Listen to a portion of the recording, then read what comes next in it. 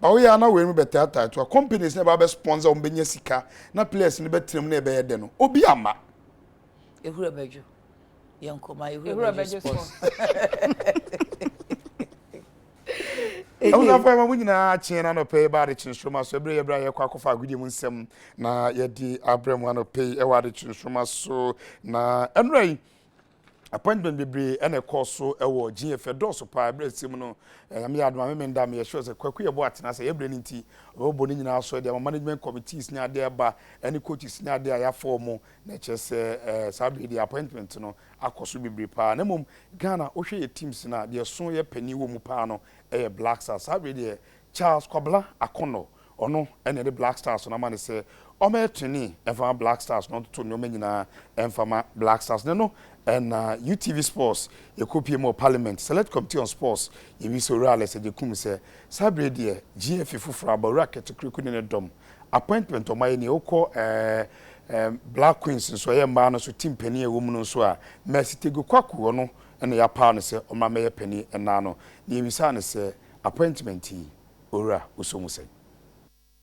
said any actual Ghana Football Association which GF and then penny for appointment for kra which may penny for ambedi national teams hold on enim na sia ne dimu akotini pano and the senior national soccer team the Black Stars of Ghana in penny for CK Akono and Asisia Obe head coach and about the Black Stars of Ghana and the assistant and former Asante Kotoko and former Hatofo coach David Duncan Siako Black Queens and so head coach Mami Mercy Tego Sa na under 17 metre Black Starlet almost head coach Karim Zito. Siako Emma under 20 team and so Yusuf Basigi ono anebe head coach Tutunamasene Bea almost modern body Suini. Our Black Maidens and so pin for Babanuhu and Asisia ono head coach. And no so in penny for Asans a management committee chairman na beach soccer ni obedi enimno yura Lord Zico sa na national under 23 side Black Meteors enso management committee no Frederick Echampo ono anabe chairman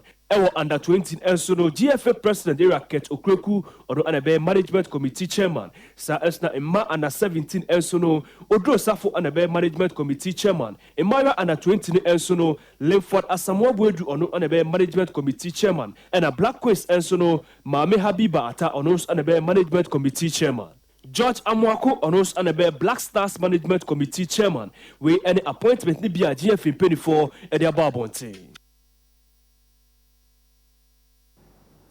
We any and summer and as appointment about na for yenkotie the Select Committee on Sports or Parliament penino on so na dwen church for appointment no Well, obia no wa oye 100% perfect. And I say, we handle so many clubs in recent times. Well, if club ha no baha no bedroom pempens we be from Kotokono obeya assistant necessary yatete say on na bede adwuma na ba be hye ne sa so no nko say bi me ka ho enti me ne bibiara against him. The performance from being a player to the level as is here with Ria. Well, it's been doing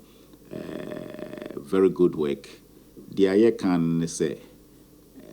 no one will know it all. And that's why I still insist on the principle of etri krom kwejina yema onyenti say if obenya oboafo bi akano na at the same time a well-constituted technical bench be at their support. Why not? They can deliver. But say, Koye say, on one year with the same technical bench and Konkoyembo dia and then I just say a musical chairs, Yamfiana Yam to me and Koye Nimupi. So I only wish that the needful thing will be done, and then going forward, all hands will be brought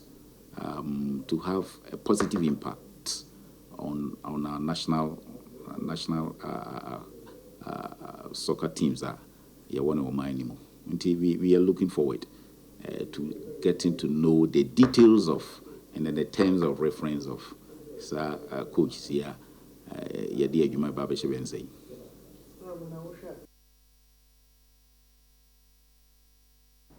Yet also na ye call MTN FA Cup and ra and penny fortuna say ye draw a decan cry 64 teams a woman or me a draw a decan share so the BC Ashas and the teams no the only Bishia Ashasi na fi or mobile first round new year the betwaso no so or mode abetwaso.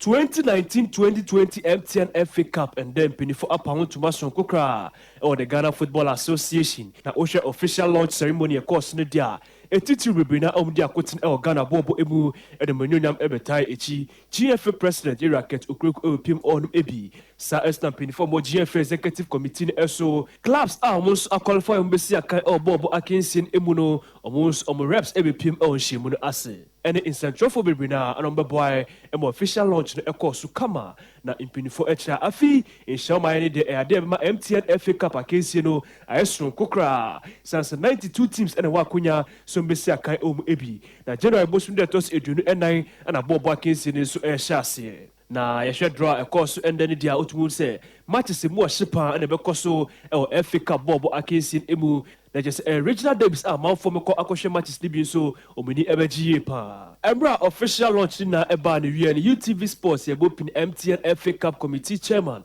and the Eddie Ora Wilson Atta and Etrinkomo Church champion fire ama afi 2019-2020 MTN FA Cup bobo akensi no 44 Division 2 clubs and a different Division 1 clubs no and a draw no now share matches na ye be bona is thrilling, very exciting matches, and we are very happy. It's a classical because there be our mobile teams, you know, it was huge supported. Almost be share na big. We were the same situation in Ghana, but usually, you know, if team need to quite supporters need to be in call, effective, you know, but within region we are hoping that your matches, you know, will be patronized. You per se, FA Cup matches, you know. Ehwema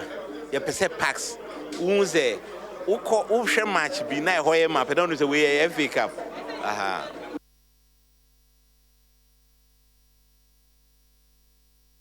ya kwara mi twam se ene week 4 Ghana Premier League no na matches ene hwani ebrekum no Chelsea ebrechia Dreams FC ebusuan do afse Liberty ene bebo ewo Cape Coast na 11 Wonders ono so ebetina Techiman na watwe Adriana Stars Interlies enso Accra Sports Stadium ono so ene Elimina Sharks na ebebo na fe Midiama ene Kumasi Asante Kotoko na ebo kosoga kopenso a wafa ene Accra House Folk na bebo na ene anwumre 7 PM no so Lagos Cities ene Ashanti Gold na ebebo we ene matches ane ukwadai ewo ampanifo ahisha ye de ehonsem ebebremu sa kanse ni kona wie ya resource no UTV Sports yema maso at aseda enkoma this way chocolate drinks and special drinks say boy mamidi ensemi edi ebromidi ndi animado etwe ho aba ye ba de Nsroma ebeto aso